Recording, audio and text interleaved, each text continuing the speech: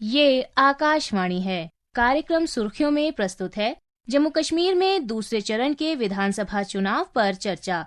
इसमें भाग ले रहे हैं राजनीतिक विश्लेषक विनय कुमार, श्रीनगर आकाशवाणी संवाददाता सुनील कौल और जम्मू से आकाशवाणी संवाददाता गुलशन रैना। कार्यक्रम का संचालन कर रहे हैं विभूति मिश्र। नमस्कार श्रोताओं, सुर्खियों में आपका स्वागत है। आज हम जम्मू कश्मीर विधानसभा चुनाव के लिए दूसरे चरण के मतदान पर बात कर रहे हैं। हमारे साथ चर्चा में हिस्सा लेने के लिए खास मेहमान हैं विनय कुमार। ये राजनीतिक विश्लेषक हैं और इसके साथ ही हमारे साथ जम्मू से हमारे साथ संवाददाता गुलशन रैना हैं और श्रीनगर से सुनील कौल जुड़े हुए हैं। आप सभी का इस चर्चा में स्वागत है। विनय कुमार जी, सुबह से ही हम मतदाताओं की बूथों पर लंबी कतारें हमने देखी हैं और अगर 5 बजे तक की अगर बात करें तो 54% के आसपास मतदान है और सबसे अधिक रियासी में 71.81% और पूंछ में 71.59% मतदान है। तो इसको आप किस तरह से देख रहे हैं? आज 6 जिलों में 26 सीटों पर हो रहा है मतदान और करीब 25 लाख मतदाता हैं। अब इसमें जम्मू रीजन में भी, जम्मू के क्षेत्र में भी कुछ सीटें हैं और कुछ सीटें हैं हमारे कश्मीर वैली में। तो इसको अगर देखे जाए, जैसे आपने बताया रियासी और पुंछ का जो आपने जिक्र किया, ये जम्मू क्षेत्र में पड़ती है, जम्मू संभाग में पड़ती है। तो रियासी और पुंछ ये दो ऐसे क्षेत्र हैं जहां पर पिछले साल 2 साल में और अभी पिछले कुछ महीनों में हमने देखा कि काफी आतंकी गतिविधियां हुई थी, काफी टेररिज्म के इंसिडेंट हैं, जो आतंकवादियों की घटनाएं थी और उनके ऊपर इस क्षेत्र में काफी जोर रहा। तो इसको देखते हुए लगता है कि जनता ने इसका एक लोकतांत्रिक तरीके से अच्छा मुंहतोड़ जवाब दिया है। और दूसरा कि ये जो असेंबली का जो इलेक्शन हो रहा है, ये चुनाव हो रहे हैं जम्मू और कश्मीर यूनियन टेरिटरी में, ये 10 साल के बाद हो रहे हैं और ऐसे समय में चुनाव हो रहे हैं जबकि जो आर्टिकल 370 था उसको उठा लिया गया था, वो अब ऑपरेटिव नहीं है, वो खत्म हो चुका है यहाँ पर। और जो जितनी कैंपेन वगैरह भी अगर आप देखें तो इसके ऊपर सेंटर्ड थी और जो मेन पार्टीज थी, प्रमुख जो राजनीतिक दल थे, जैसे बीजेपी हो गई जम्मू कश्मीर की में, कांग्रेस हो गई और ये नेशनल कॉन्फ्रेंस और महबूबा मुफ्ती की पीडीपी। तो इस माहौल को देखते हुए खास तौर पर जो हमारे पास सीमावर्ती क्षेत्र हैं, जो रियासी और पुंछ, यहाँ पर जिस तरह से बॉर्डर के उस पार से आतंकवादी गतिविधियां चलाई जाती है, उनको बढ़ावा दिया जाता है। उसी चर्चा की ओर मैं आपके पास जाना चाह रहा था, उसी चर्चा की ओर। देखिए, जो पिछला चुनाव भी था, जो अभी 18 सितंबर को जो हुआ था, तो हमने देखा कि कहीं से कोई हिंसा नहीं। और पिछले 7 चुनावों में अगर लोकसभा और विधानसभा चुनावों को जोड़े और तो हम देखते हैं कि सबसे अधिक मतदान का प्रतिशत रहा था। और निश्चित तौर पे जैसे कि आप भी कह रहे हैं, ये 5 बजे तक का रुझान है, अभी आगे इस पे और ज्यादा बढ़ेंगे। खास बात यह है कि मतदाताओं में इस तरह से उत्साह देखा गया कि कुछ लोग नाव से आ रहे हैं। हम रियासी की बात करें तो 102 साल के बुजुर्ग ने वोट डाला। कई तरह की अच्छी तस्वीरें आ रही हैं। जी बिल्कुल, ये लोकतांत्रिक प्रक्रिया की मजबूती और जो हमारे देश में ये जो कहा जाता है बार बार सीमा पार से, जो कहा जाता है, जो देश कहता है पाकिस्तान, जिस तरह से सवाल उठाता रहता है जम्मू कश्मीर के ऊपर, तो ये एक मुंहतोड़ जवाब वहां पर है। और ये एक क्रेडिबिलिटी का भी सवाल है कि कितनी क्रेडिबल हमारी चुनाव प्रक्रिया हुई है। और आज तो मैं देखता हूं, अगर आप देखें तो खास तौर पर एक विशेष बात ये रही कि इस बार हमारी जो विदेश मंत्रालय था, उसने जो विदेशी राजनयिकों का एक डेलीगेशन लेकर वहां पर गए हैं और उस डेलीगेशन ने खुद देखा, ये जाके खास तौर पर श्रीनगर में उन्होंने देखा किस तरह से लोगों में उत्साह है कि लोकतांत्रिक प्रक्रिया में भागीदारी करने का, अपना वोट डालने का। जो मैं देख रहा था, जो विदेशी राजनयिकों के जो कमेंट्स आ रहे थे, उनके जो ऑब्जर्वेशंस थे, जो उन्होंने इस बारे में कहा, और वो भारत के पक्ष को और जम्मू कश्मीर में जो लोकतांत्रिक प्रक्रिया भी चल रही है कि चुनाव हो और एक नई असेंबली वहां पर स्थापित हो, उसको लेकर ये काफी एक अच्छा, बहुत स्वस्थ, मैं समझता हूँ, एक इंडिकेशन है, एक ये इशारा है इस तरफ से। और अंतर्राष्ट्रीय जो ऑब्जर्वर्स यहाँ पर गए, विदेश मंत्रालय जो डेलीगेशन ले गया, मैं समझता हूँ वो एक क्रेडिबिलिटी को एक और मजबूती प्रदान करता है। जी हाँ, जाहिर तौर पे। और जिस तरह से लोग मतदान कर रहे हैं, लोगों को लोकतंत्र में भरोसा है, लोगों को उम्मीद है कि भाई हमारे प्रतिनिधि जब हमारी आवाज उठाएंगे तो हमारे लिए काम भी होंगे। गुलशन जी, जम्मू क्षेत्र की बात करें तो चुनाव के लिए चुनाव आयोग ने क्या खास तैयारियां की हैं? जम्मू कश्मीर में आज दूसरे चरण का मतदान भी बेहद शांतिपूर्ण ढंग से हुआ है। अगर इंतजामों की बात करें तो पूरे जम्मू कश्मीर में चुनाव को शांतिपूर्ण तरीके से करवाने के लिए चुनाव आयोग ने सभी जरूरी बंदोबस्त सुनिश्चित किए थे। सभी मतदान केंद्रों पर सीसीटीवी कैमरों के माध्यम से लगातार निगरानी रखी गई ताकि पूरे पारदर्शी ढंग से आज की चुनावी प्रक्रिया को अंजाम दिया जा सके। मतदान केंद्रों पर पीने का पानी, शौचालय, साफ सफाई, सुरक्षा आदि सभी प्रबंध सुनिश्चित किए गए थे। क्योंकि जम्मू संभाग में आज दूसरे चरण के अंतर्गत रियासी जिले के साथ साथ सरहदी जिले पुंछ और राजौरी में भी मतदान हुआ है, तो ऐसे में सुरक्षा का पहलू बेहद अहम बन जाता है और इसी के मद्देनजर सभी विधानसभा क्षेत्रों में सुरक्षा के भी बेहद पुख्ता प्रबंध किए गए थे ताकि कहीं भी कोई अप्रिय घटना पेश न आए। जम्मू कश्मीर पुलिस के साथ साथ अन्य सुरक्षा बलों को भी विभिन्न मतदान केंद्रों पर तैनात किया गया था। कुल मिलाकर यदि देखा जाए तो सुरक्षा के लिहाज से भी बेहद कामयाबी से आज दूसरे चरण का मतदान हुआ है और उम्मीद है कि 1 अक्टूबर को तीसरे और अंतिम चरण का मतदान भी इसी प्रकार से बेहद शांतिपूर्ण ढंग से ही करवाया जाएगा। जी विभूति। सुनील जी, अगर सेंट्रल कश्मीर की बात करें तो चुनाव आयोग ने आज क्या कुछ खास तैयारियां की थी? विभूति जी, चुनाव आयोग ने आज दूसरे चरण के मतदान के सुचारू रूप से संपन्न कराने के लिए व्यापक तैयारियां की थी। मतदान कर्मियों को मतदान केंद्रों पर ईवीएम्स को संचालित करने के बारे में सभी आवश्यक प्रशिक्षण प्रदान किया गया। इसके अलावा विभिन्न विभागों द्वारा मतदाताओं को मताधिकार प्रयोग करने के महत्व के बारे में जागरूक किया गया। इस संबंध में स्वीप के अंतर्गत नुक्कड़ नाटक, संगीत कार्यक्रम, डिबेट्स, चित्रकला प्रतियोगिता जैसे कई कार्यक्रम आयोजित किए गए।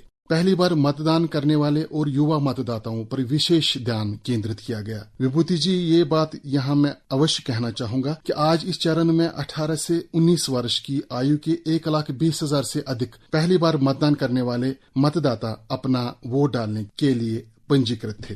विभूति जी, इसके अलावा चुनाव आयोग ने होम वोटिंग के लिए सभी पर्याप्त व्यवस्था की थी, जिसके माध्यम से बुजुर्ग और दिव्यांग मतदाताओं ने इस लोकतांत्रिक प्रक्रिया में भाग लिया। सभी मतदान केंद्रों पर ये देखा गया कि मतदाताओं की सुविधा के लिए पीने के पानी, वेटिंग शेड्स, वॉशरूम्स, बुजुर्ग और दिव्यांग मतदाताओं के लिए रैंप्स और व्हीलचेयर्स जैसी सुविधाएं उपलब्ध कराई गई थी। विनय कुमार जी, हम अगर जागरूकता अभियान की बात करें तो हमने इस तरह की तस्वीरें भी देखी हैं आज कि जैसे गांदरबल की बात करें तो वहां लोगों ने वोट किया और 3 जो वहां मतदाता थे मतदान के बाद उन्होंने पेड़ भी लगाए। तो अगर हम जागरूकता अभियान की बात करें, अगर हम चुनाव आयोग की तैयारियों की बात करें तो इसके लिए आप क्या कुछ देखते हैं? इस बार देखिए, चुनाव आयोग ने काफी पुख्ता तैयारियां की थी और काफी इसमें नए नए कदम भी उठाए हैं चुनाव आयोग ने। जैसे कि खुद वहां पर जो ये विदेशी राजनयिकों का जो दल गया था, उन्होंने खुद देखा कि किस तरह से एक पिंक बूथ बनाया है चुनाव आयोग ने, ग्रीन बूथ बनाया और स्पेशली एबल्ड लोग वहां पर लगाए गए हैं, वो ड्यूटी दे रहे हैं। और कहीं कहीं पर तो देखिए 26 ऐसे बूथ हैं जो जहां पर स्पेशली एबल्ड लोग हैं, वो खास तौर पर ऐसे बूथों को संचालित कर रहे हैं। और 157 जो हैं स्पेशल खास तौर पर विशेष पोलिंग स्टेशन जो हैं इस फेज में, जो दूसरा फेज है, इसमें बनाए गए हैं। और 26 ऐसे बूथ हैं जो कि वहां के यूथ, जो वहां के नौजवान उसको संचालित कर रहे हैं। और 31 पोलिंग स्टेशन ऐसे हैं जो कि बॉर्डर एरियाज में, बिल्कुल सीमावर्ती क्षेत्रों पर है, वहां पर भी सुरक्षा के बड़े अच्छे प्रबंध किए गए हैं। और करीब 13,000 देखिए पोलिंग स्टाफ लगाया गया है और बहुत ज्यादा सुरक्षा, लोगों में आत्मविश्वास रहे कि लोग बढ़ चढ़ के हिस्सा लें इस लोकतांत्रिक प्रक्रिया में, इन चुनावों में हिस्सा लें, तो उनके अंदर जो विश्वास है कि ये सुरक्षा में कहीं चूक नहीं है, ये कदम भी इलेक्शन कमीशन ने इस बार केंद्र सरकार के साथ मिलके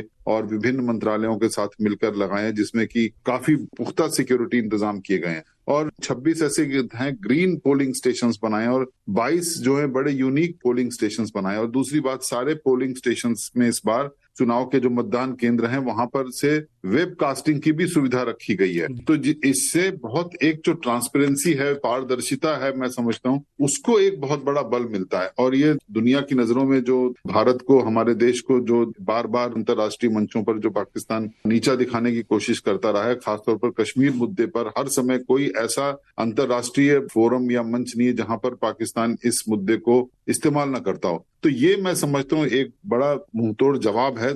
सुनील जी, अगर सुरक्षा व्यवस्था की बात करें तो आपने किस तरह के सुरक्षा के इंतजाम देखे? अगर हम सुरक्षा व्यवस्था की बात करें तो आज के चुनाव के सुरक्षित संचालन के लिए सुरक्षा बलों की अतिरिक्त कर्मियों को चुनाव वाले क्षेत्रों में भेजा गया था। ताकि चुनाव शांतिपूर्ण संपन्न हो। आज का मतदान कुल मिलाकर शांतिपूर्ण रहा और किसी भी क्षेत्र से किसी अप्रिय घटना की सूचना नहीं मिली है। मैं ये विभूति जी ये यहाँ अवश्य कहना चाहूंगा कि सुरक्षाकर्मी अपनी ड्यूटीज के अतिरिक्त बुजुर्ग और दिव्यांग मतदाताओं को मत अधिकार प्रयोग करने में काफी मदद कर रहे थे। गुलशन जी, आपसे ये जानना चाहेंगे कि आप आज लोगों से मिले होंगे, उनसे आपकी बात हुई होगी, तो क्या प्रतिक्रिया रही लोगों की? हमने आज तकरीबन सभी आयु वर्ग के मतदाताओं से बात की, जिनमें बुजुर्ग, फर्स्ट टाइम वोटर और महिलाएं भी शामिल थीं, और सभी में ही आज चुनाव को लेकर खासा उत्साह देखने को मिला। लोगों का ये कहना था कि जम्मू कश्मीर में 10 वर्षों के बाद ये चुनाव हो रहे हैं और वह चाहते हैं कि जो भी सरकार बने वो लोक हितैषी हो। जम्मू संभाग के कुल 11 विधानसभा क्षेत्रों में से कोई भी विधानसभा क्षेत्र ऐसा नहीं है जहां उम्मीद के मुताबिक मतदान न हुआ हो। लोगों ने आज भारी संख्या में मतदान किया है, चाहे महिलाएं हों, बुजुर्ग हों, दिव्यांग हों या फर्स्ट टाइम वोटर्स हों। सभी में आज भारी उत्साह देखा गया और जाहिर सी बात है कि एक दशक के बाद जम्मू कश्मीर में विधानसभा चुनाव हो रहे हैं और हर कोई चाहता है कि वह अपनी पसंद के उम्मीदवार को चुने जो विकास कार्यों को और अधिक रफ्तार दे। जी वगुती। विनय कुमार जी, मुख्य चुनाव आयुक्त राजीव कुमार जी ने कहा था कि बड़ी संख्या में लोग वोट करने आ रहे हैं और कहीं पे कभी अगर बहिष्कार करने की खबरें कहीं से आती थी तो वहां भी लोग बढ़ चढ़कर मतदान में हिस्सा ले रहे हैं। जी, ये जो स्ट्रांग जो पार्टिसिपेशन होता है, जो हिस्सेदारी, एक मजबूती के साथ बड़ी संख्या में जो हिस्सेदारी होती है लोकतांत्रिक प्रक्रिया में चुनाव पर, खासतौर पर जम्मू कश्मीर में, उससे जो एक संदेश जाता है पूरे देश में, वो बहुत एक विश्वास को जन्म देता है। मैं समझता हूँ कि एक बहुत अच्छा संदेश पूरे देश में जाता है। अब सिर्फ एक फेज और रह जाएगा अक्टूबर 1 में, जिसमें कि 40 कॉन्स्टिट्यूंसीज होंगी और 8 अक्टूबर को नतीजे भी सामने आ जाएंगे। इस बार की जो चुनावी प्रक्रिया है सबसे ज्यादा मजबूत और सबसे ज्यादा इसमें जो चुनावी मतदान में जो प्रतिशत रहेगा मतदाताओं का, वोटर्स का भागीदारी जो रहेगी, वो बड़े सारे जो सवाल उठते रहे, मैं समझता हूँ उनको बहुत जल्दी शांत कर देगी। ये धारा 370 हटने के बाद जो है लोगों को विकास की एक नई उम्मीद जगी है, विकास हो रहे हैं। अगर हम देखें तो जैसे आपने पार्टियों की बात शुरू की थी, जैसे कि पीडीपी सभी 26 सीटों पे चुनाव लड़ रही है आज, और चूंकि एनसी और कांग्रेस का आपस में गठबंधन है तो 20 और 6 का ये है। लेकिन सबसे खास बात यह है कि लोगों को विकास की उम्मीद इस तरह से है कि निर्दलीय उम्मीदवार की अगर वो किसी पार्टी से नहीं जुड़े हैं तो वो भी काफी संख्या में मैदान पे हैं।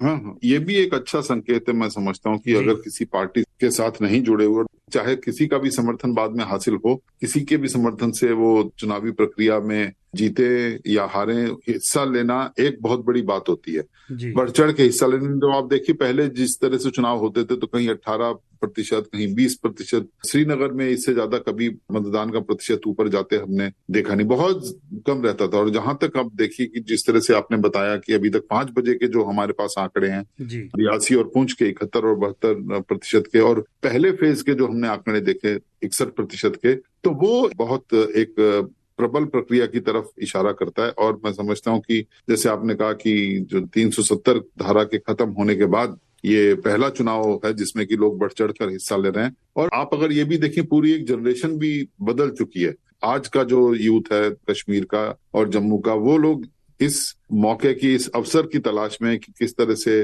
विकास की प्रक्रिया को और तेज किया जाए। और आज उनके हाथों में इंफॉर्मेशन टेक्नोलॉजी के टूल्स हों, उनके हाथों में कंप्यूटर हों, उनके हाथों में किताबें हों और वो आगे बढ़ें और बढ़ चढ़ के इस विकास यात्रा में हिस्सा ले। तो मैं समझता हूँ ये एक अच्छा संकेत है। जितनी ज्यादा जनता की, आम जनता की और वोटरों की भागीदारी होगी इसमें, उतना ही ज्यादा इस प्रक्रिया को बल मिलेगा, उतनी ज्यादा क्रेडिबल होगी। जम्मू कश्मीर से जो उठते हुए जो सुलगते प्रश्न है, उनको ये भागीदारी जो वोटरों की है, वो काफी सवालों को मैं समझता हूँ कि एक मजबूत जवाब देने में एक अहम रोल अदा करेगी। विनय कुमार जी, आप सुर्खियों से जुड़े और श्रोताओं को महत्वपूर्ण जानकारी आपने दी, इसके लिए आपका बहुत बहुत आभार। जी धन्यवाद। अभी आप सुन रहे थे जम्मू कश्मीर में दूसरे चरण के विधानसभा चुनाव पर चर्चा। इसमें भाग ले रहे थे राजनीतिक विश्लेषक विनय कुमार, श्रीनगर आकाशवाणी संवाददाता सुनील कौल और जम्मू से आकाशवाणी संवाददाता गुलशन रैना। कार्यक्रम का संचालन कर रहे थे विभूति मिश्र। ये कार्यक्रम आकाशवाणी के समाचार सेवा प्रभाग द्वारा प्रस्तुत किया गया। इसे आप हमारे mobile app news on AIR और YouTube channel news on AIR official पर भी सुन सकते हैं। इस कार्यक्रम के संबंध में अपनी प्रतिक्रिया आप हमें ईमेल या व्हाट्सएप के माध्यम से भेज सकते हैं। ईमेल का पता है airnsdtalks@gmail.com और व्हाट्सएप नंबर है 9289094044।